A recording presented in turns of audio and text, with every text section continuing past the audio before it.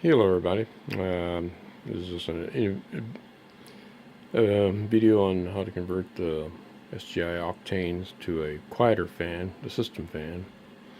So I took it apart. It's fairly easy. I'm replacing this noisy little fan here. This is the old Panasonic 92 millimeter with the Noctua 92 millimeter.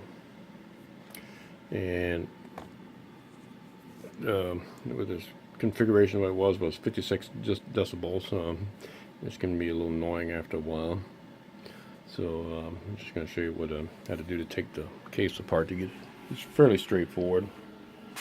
First, your main CPU board. Just take the screws up, and of course pull these up, and then pull the board up. Same thing with the video board or graphics card, whichever you want to call it. The power supply. I have down there. Took that up. I took the shell off, the skin. You don't need to do that, but I took it off just to make sure there's no dust in there while I got it apart. And as you can see, this is a clean unit.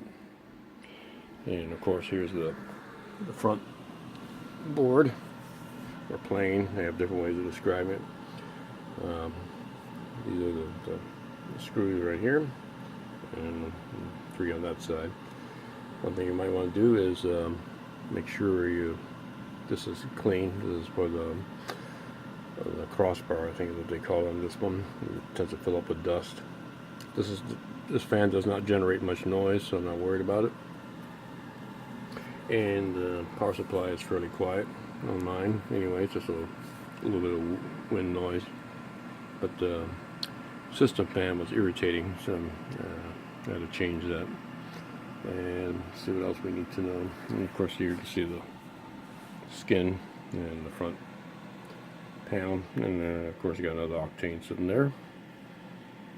Let's see what else I need to tell you.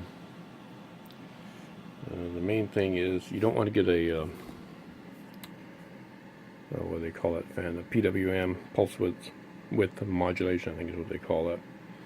You want to get just a regular 3-pin, because the Octane is really only running on 2-pin. You may have to do some modification. I'll have to see how that goes, or see if it just plugs straight in.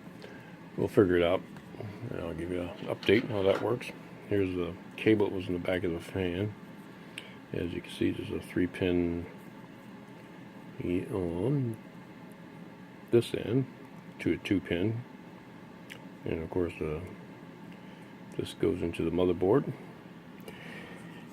Or actually, it's not a motherboard on these, it's a backplane plug-in. And here's the connector on this fan. You can see it's 3-pin. So with a little bit of, Mickey Mouse, and we can make it work. It's pretty straightforward. Most of these fans that are just going to be it'll be 3-pin, but only 2 pins provide power. So just your plus and your minus.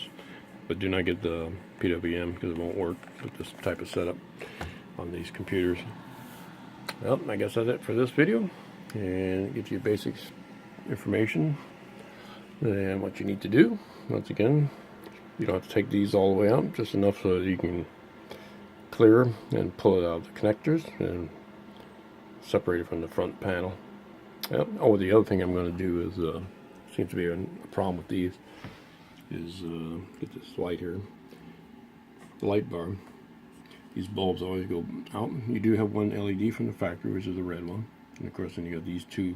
These are just regular incandescent, which burn out. You can see that one's burned out. This one doesn't work.